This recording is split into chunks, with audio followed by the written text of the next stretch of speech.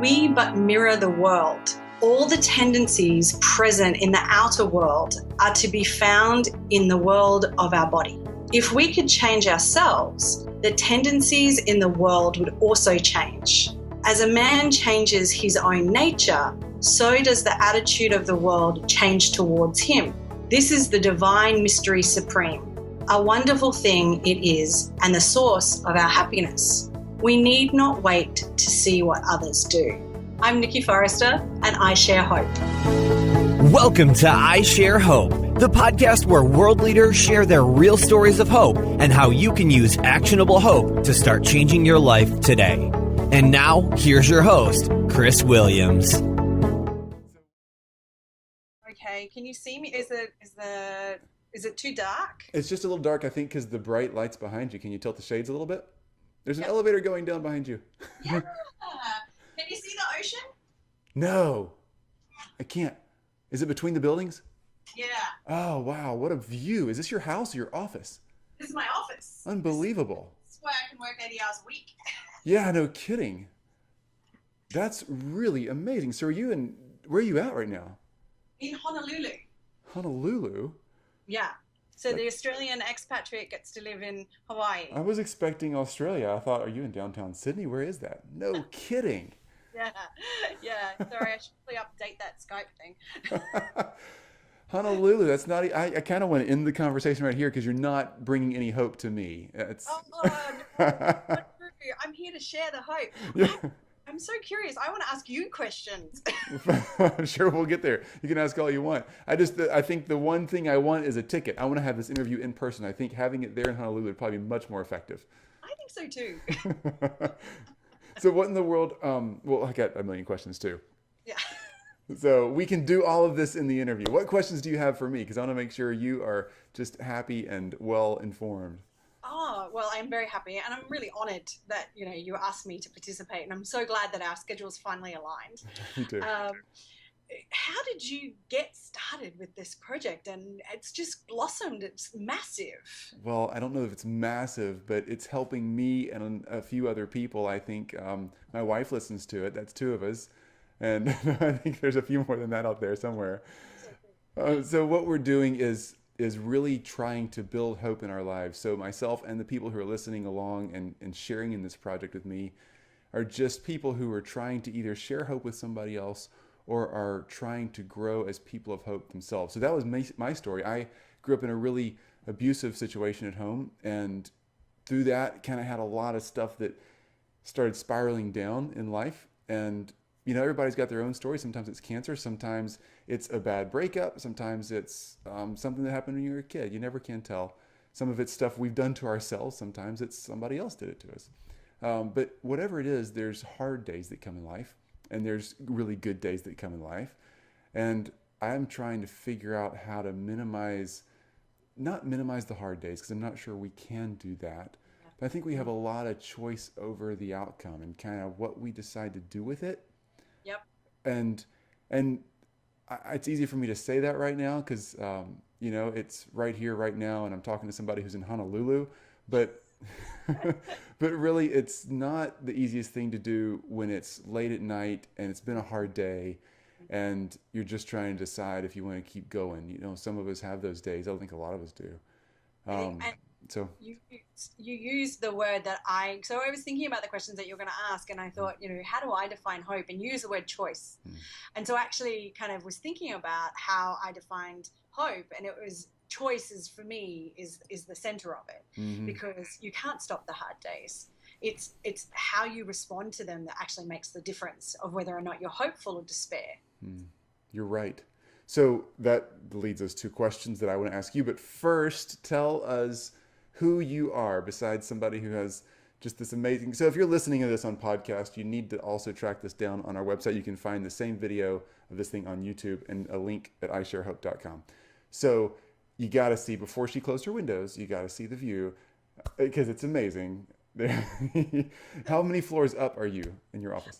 We're only 9 floors up, okay. But we just happen to be in this beautiful position, and we can see what's in Hawaiian the word Malka, which means towards the mountains, and Makai, which means towards the ocean. So we have almost a kind of 300-degree view from the office. And we even have a learning garden outside so that we can go and pick vegetables and stuff to give us a bit of a relief in the middle of a busy day. Unbelievable. That's so great. That's really great. Just All right. hopeful for this kind of environment. All right. So do you may call you Nicole or Nikki? Oh, Nikki's good. All right. So Nikki, tell us about you, what you're doing, where you've come from. This bio of yours is really impressive. And I want to make sure that I don't mess it up because you're going to do a better job than I am. So right now, you're the Chief Executive Officer and President of PREL. Yeah. Which stands for Pacific Resources for Education and Learning. So what do you really do? That's an excellent question. So Pacific Resources for Education and Learning, or PREL as we're known by just about everybody that we deal with, is a nonprofit organization that started out as a technical assistance agency for education departments by the US government with a grant about 25 years ago. And for 20 or so years, we provided a lot of technical assistance to chief education officers about curriculum development and assessment and kind of those really structural pieces of the education picture. How a school district would tell its teachers to teach, for example. But about 5 years ago, what we were hearing from the communities that we work with, which is not just here in Honolulu and the Hawaiian Islands, but the affiliated islands of the Pacific that have some relationship with the US government. So that includes Palau in the furthest most west, across to the Federated States of Micronesia, into the Marshall Islands, to Guam and the Commonwealth of the Northern Marianas, and down to American Samoa. So we have a huge area of service, about 2 million people in total, about 4,000 islands.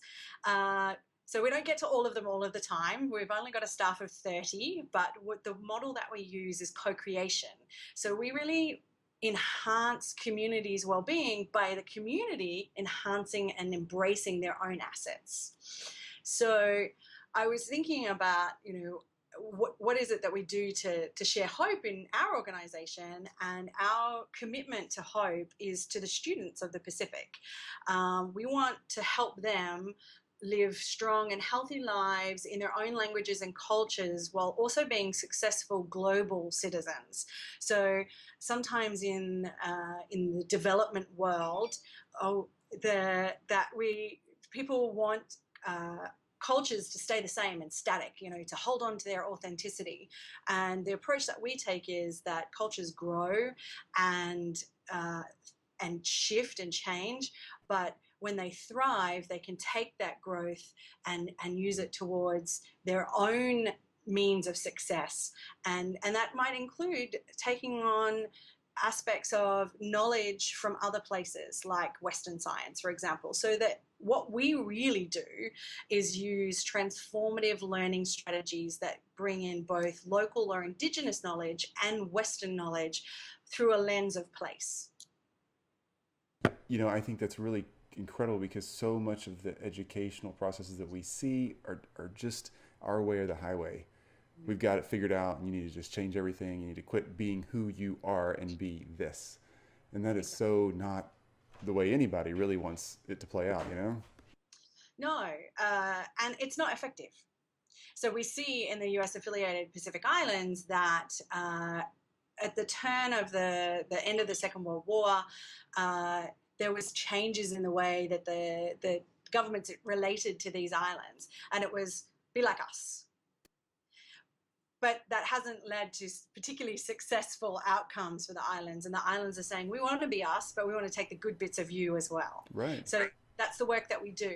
And in particular, what we're looking at, around doing is building self-sustainability and cultural resiliency.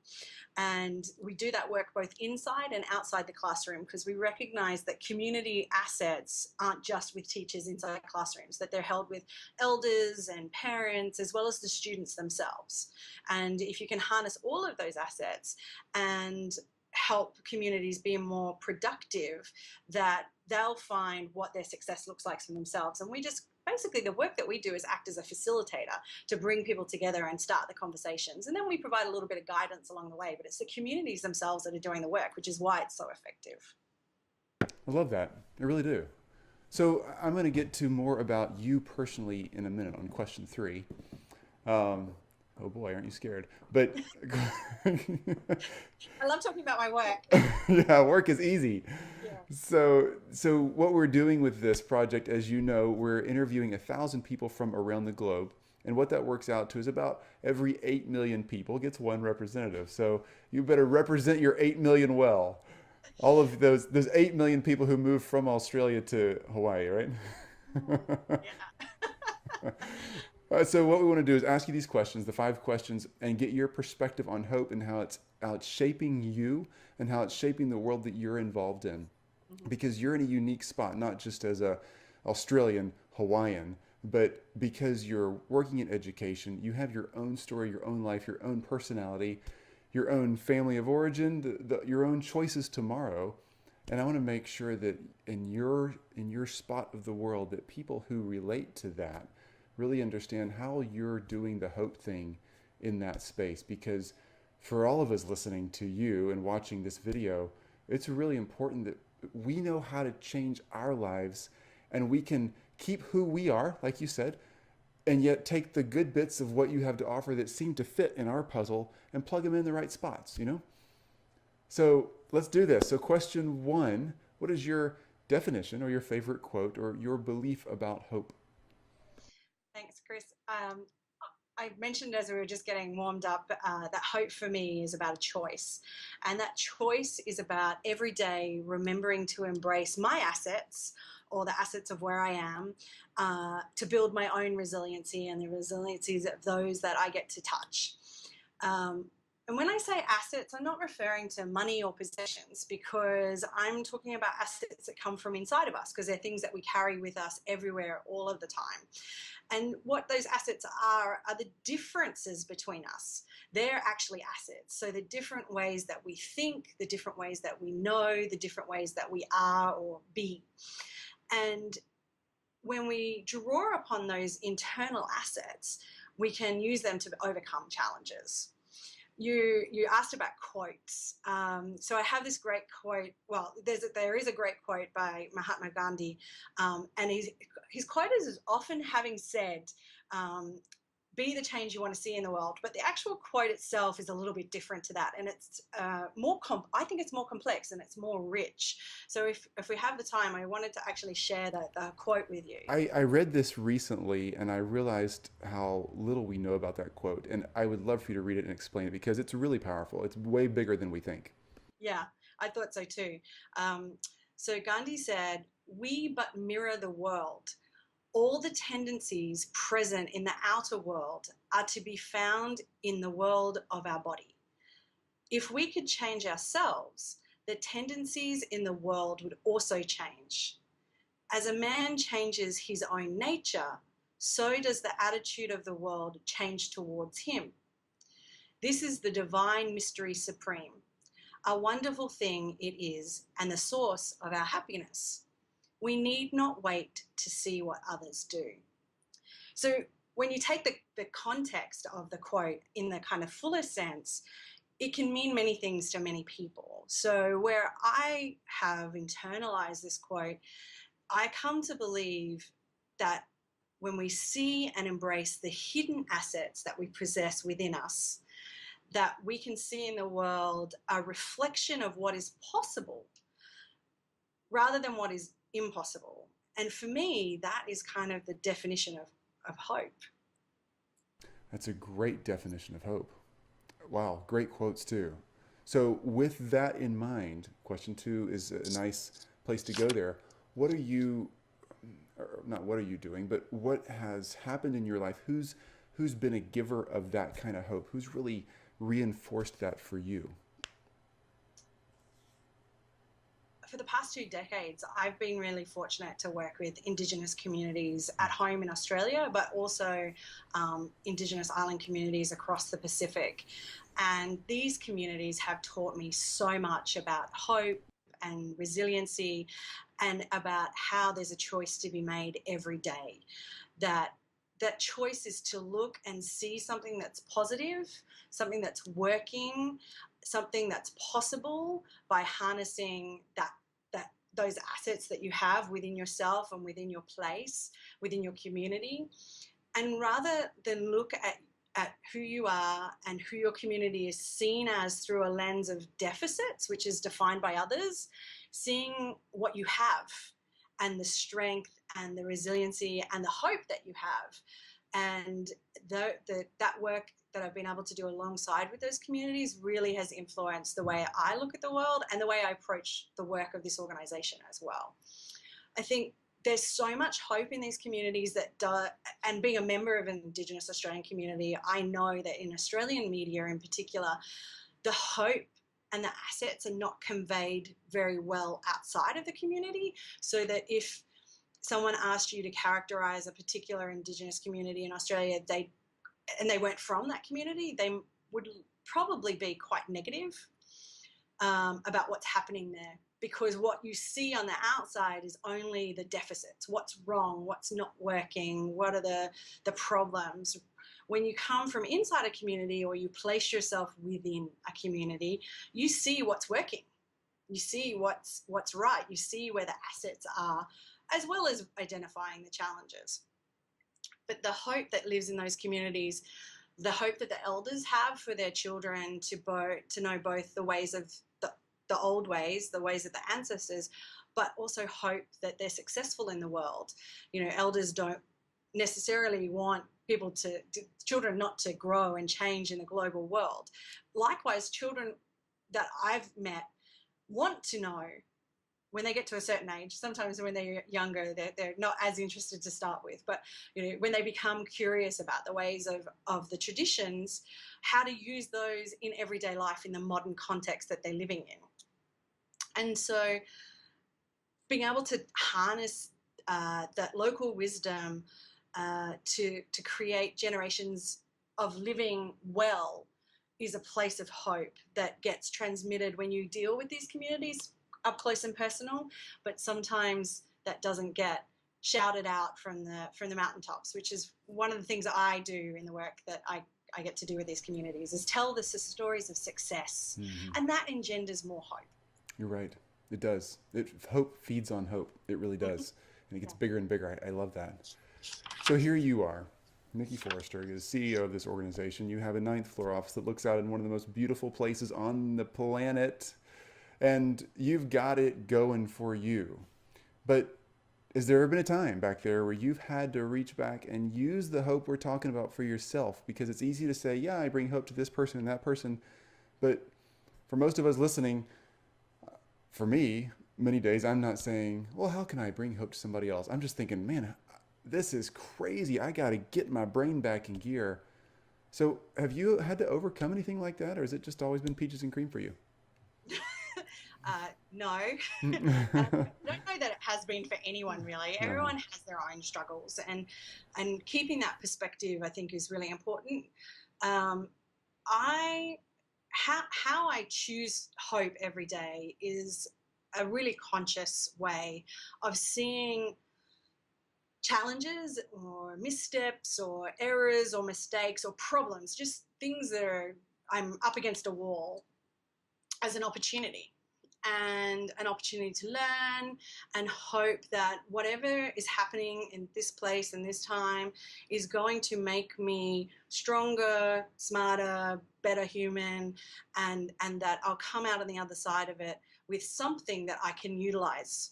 Because when you're neck deep in quicksand, to use an analogy about challenges that I really enjoy, that's the time when you should be having the most amount of fun. And I am borrowing a quote from someone there, because you get to use all of the resources, all of the assets that you have inside of you or around you to try and dig yourself out. So that's how I choose. What's happened in your life where you've had to do that? Can you tell us a story? Tell us some real life. Is there anything that you don't have to share? I know there's a lot of people listening to you. We're just asking you to share your life secrets to people you've never met before all over the world. There's nothing wrong with that. I can share a life or death one that I haven't actually shared very widely, because it was so quick that I didn't realize the magnitude of it when it was happening. So I used to be a scuba diver, and I used to put myself in interesting places around the world to go scuba diving. But I was basically in my own backyard in Brisbane, Australia, in Moreton Bay. And there's an artificial reef off of Moreton Island, which has been created by old wrecks that have been sunk there on purpose to create a recreational diving spot. And so I was on a boat overnight on a weekend and decided to go for a dive with a friend and his very novice diver girlfriend. And we got caught under one of the wrecks as the tide was going out. The sand shifted under the wreck, and so there was a gap created. The water was rushing, so it wasn't particularly deep, mainly maybe 10 meters or so, but still deep enough that we were stuck under a wreck trying to swim against a tide. And for several minutes, we tried to swim against the tide, and it didn't work. And we can't talk to each other. We've got no way to communicate other than hand signals. And it's pitch dark other than the lights that we have with us. And at the time, the magnitude of the situation didn't hit me until later. But that was probably the closest that I've come to death. But instead of giving into fear and despair, where there was no way that we were going to beat the rush of water under this wreck, it was simply impossible to swim through it. Something in my inside said, you can climb up the side of the wreck. But to do so, I didn't have any gloves on, and the wreck is full of barnacles and jagged edges of metal. But I just kind of indicated to my friend, like, let's go up. And he's kind of looking at me going, what are you talking about? You know, you're going to cut yourself to shreds. But we did. And after several minutes of very slow tactical movements up the side of this boat, we got to a surface and we were able to move out of the way of the tide. What that experience has taught me is that don't panic. You have the resources within you to solve this problem. Just breathe, take in the situation, and choose to be hopeful rather than fear and despair. And it does come back to that choice. It would have ended up a very different situation if we hadn't have not panicked and kept that thinking of how do we solve the puzzle. And I think I have to, at this point, give credit to my parents, because they instilled in me this resiliency from a very young age without me knowing about it, creating a mindset to be hopeful rather than fearful for what was possible. And in that moment, looking back on it, I never felt afraid, which is crazy, because like that, I could have been dead in that diving moment. I just felt calm. Yeah. That's a great illustration of how and when to not panic. And, you know, if it's not an immediate, urgent situation like that, sometimes those kind of dangerous situations sneak up on us, like a cancer diagnosis, for instance. It's a great sneak up kind of thing. But still, there's days when you just keep bumping against that, you know, an illness or a relationship that's falling apart or whatever it may be. But moment by moment, we have to often choose, don't panic, take a deep breath, and look around for options. And there are always options besides panicking and making more bad choices that can hurt us even more. I know I'm guilty of that sometimes in my own life, my own head, you know, spiraling out of control, and I just want to make more bad choices, but it never helps. It really never helps. So great, well said. So question 4, you may have answered this already. How are you sharing hope with others today? Obviously, you're doing a phenomenal job with your profession, but how are you sharing hope in any other ways today that you want to mention? Again, you may have already answered the question. I think I'd like to kind of go back to the professional stuff, because it's the bit that makes me hopeful Yeah. and to have fun with the work. On that note, I think it's really cool that you're in a profession that actually drives that passion. And that's a really cool thing that you've been able to accomplish. And congratulations on that. I know more people want to do that, and you're a great example of how to get there. So I'm glad that you get to actually get paid and show up at work and get to say, this is what I want to do. I'm bringing hope to people, even in a greater way. So keep going. Thank you. I feel really fortunate to be able to do this work. And it was a very long journey to get here, and the path was never clear. And I didn't actually know what this would look like. There was no grand plan. There was no strategic moves. There were opportunities and missteps and, going down the wrong path for a while and then kind of having to backtrack. But in the long run, I think that being hopeful and living hopeful, that another opportunity will come up that will give me even more professional opportunity to share that idea that together, collective impact, we can have a bigger positive impact than we can as individuals.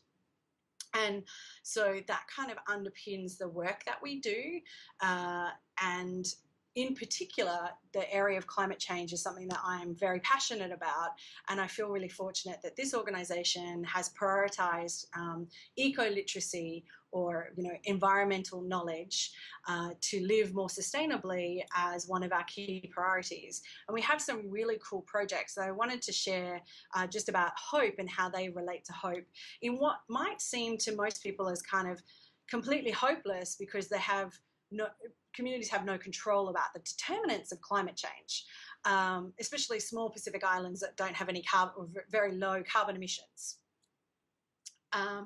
So also right now, the islands are facing the El Nino drought, and there's a real need that's been identified for better knowledge and innovation around sustainable water use. So one of the really hopeful projects that we have that I love to talk about is called Water for Life. I mean, what a hopeful name that is. Absolutely. It provides informal science education to communities. So not just students and teachers and schools, but we actually take the learning out into the communities, and we bring all of the community members in a place together to work on projects to help improve their own water source. So what the underpinning rationale is, we improve science knowledge by actually helping people create their own safe drinking water resources, and then sustain them into the future by helping them understand how to look after them and manage them and make sure that they continue to be safe. And that could be something like looking at an existing water catchment area and testing it, and then explaining the science behind why this water is clear but it's not clean, for example. And just those basic scientific things that we know will help reduce students' waterborne illnesses, which helps increase attendance at school, which helps increase learning. So there's all these great flow-on effects of this one project around clean water use that we get to do. That's a really cool example, and I don't think people realize that in world health, water issues, food issues, even war and migrant issues, there's so many things that we think, where's the fix now? So we gotta stop carbon emissions now, or we gotta change the way dietary plans are put into schools or into third world situations. But it really comes to, that's helpful now. It really is. You have to get now taken care of. But that education cycle that has to literally take decades and generations to bring to fruition a true change, a systemic change. And I think that's what you're doing. You're really getting at the core of this thing. Because a new water pump or a well or filtration system is really cool, and it's needed today. But so much of what we don't understand, even in America, we don't understand why our water quality is good.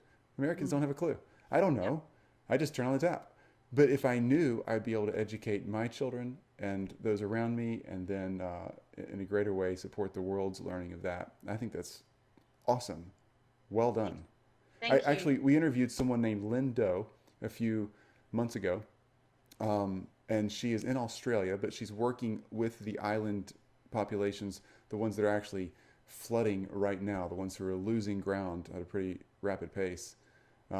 Fascinating conversation. You got to look that one up. And if you're listening or watching this, listeners, y'all should check back because it's a great tie-in to this conversation. Yeah, I think you're absolutely right about that. It's intergenerational, which is one of the reasons that we love the work that we do, is because we get to get out of the classrooms and into the community. Mm-hmm. So the elders are sitting side by side their grandchildren, learning and then sharing their own knowledge about their place mm-hmm. and about the assets that they have and how to harness them. So it's really cool. Very nice. Okay, question 5. You got to help us with this. So we're listening to you express all this hope. What do we do when we quit listening or quit watching the video, put the headphones down? What do we do next? What are the simple ABC steps to start learning about hope for ourselves or sharing it with somebody else? I don't know if there's any ABC steps. Oh, come on. You gotta, I'm looking for the book title. What is it? At the back cover, what's it going to say? Choose hope every day. That's a great one. That's a really great one. How practical is that? Yeah, it's a bit cliche, but I think choosing hope a part of your daily practice changes your outlook on the world. It really is about shifting your mindset to be glass half full. Mm-hmm. And I think the part of that that's really exciting is the growing and the sharing of hope. So one part is how you internalize this. But with the interconnected world that we live in today, you can grow and share hope at the touch of a button. Mm-hmm. But where does it all start? It starts with that human connection. So I think growing or sharing hope once you have your internalized hope, can be amplified. That internal hope can be amplified by sharing or growing in others. Something as simple as smiling at a stranger on the street. Mm-hmm. Especially in urbanized Western capitals, people don't smile at each other anymore. I know, right? I know. So I go to the islands, everyone's smiling at me all the time, and I'm smiling back. But when I come back even to Honolulu and walk down the street, people don't look at each other anymore. So one of my ABCs is random smiles. That'll freak people out. Because everyone's like, what's she doing? Yeah. Is there something on me? What's funny? I love it. And then you've got, I'm really fortunate that I also live at the other end of the spectrum, that I get to incorporate hope into my life's work on a daily basis. Mm-hmm. But I really see this as a spectrum of hopefulness. It could be something as simple as a smile. It could be dedicating your life to some kind of work that promotes hope. Mm-hmm. And there's a place for everybody on the spectrum. So that's why maybe there's no ABC, because you've got to find where you sit and what you're comfortable with, and then where you can share and grow. To help me be more mindful and present, I try and pay closer attention to what's happening around me. So not just to me and my space, but to those who share it with me. And that really, it's just a glimpse that you need. You don't need a huge amount of hope. It's just that little glimmer that then can be amplified. Mm-hmm. I'd put a plug in for Prel and say, the work that we do, it gives me hope. Yeah, I bet it does. I think all those steps and points are perfect. Tell us where we can find you. Social media, Prel, obviously. Give us websites for you or the organization. Thank you. So we're really easy to find, prel.org, prel.org. We're also on Facebook, and you can contact me, and your listeners can contact me at forrester@prel.org. So get in contact. I'd love to hear from everybody. Great. Nicole Forrester, you're so cool. So cool. I love your Australian accent too, but all Americans love Australian accents, so, Guys, in Australia, we love the American accent. So I find that hard to believe. It's true. Well, good. How should we move to Australia then? It'd be so much cooler in Australia, right? That's right. I live my life as an expatriate for a reason. So do this for me before you leave. Tell me your name and I Share Hope. So we get each guest to say, so you'd say, I'm Nicole Forrester and I share hope. And we'll use that at the beginning of this episode on the podcast version. It's kind of a neat way to introduce the guests and make sure we have them all lined up the right way. So I'm going to turn my microphone off, and you can say that. I'm Nicole Forrester, and I share hope. Awesome. That's great. So you can find, if you're listening to this along with me or watching this along with me on YouTube, you can find this at isharehope.com. So a lot of us are listening to the podcast while we're in the grocery or while we're out for a run or whatever. isharehope.com. You can find Nicole Forrester in the interviews tab, and then we'll have the links to her website in case you weren't able to write them down. You know, the link to this video, pictures, everything we can do to point you back to Nicole Forrester will be right there, and along with the Perel organization and a view of downtown Honolulu. Thank you so much, Chris, for this opportunity to share some thoughts. I'm honored that you asked me to join, and congratulations on such a wonderful project. I really appreciate your time, Nicole. I really do. You've been a valuable add to this list of 1,000 people sharing hope. So have a great day. Enjoy the ocean. I'll talk to you soon. Thanks. All Take right, care. Bye. You've just listened to I Share Hope.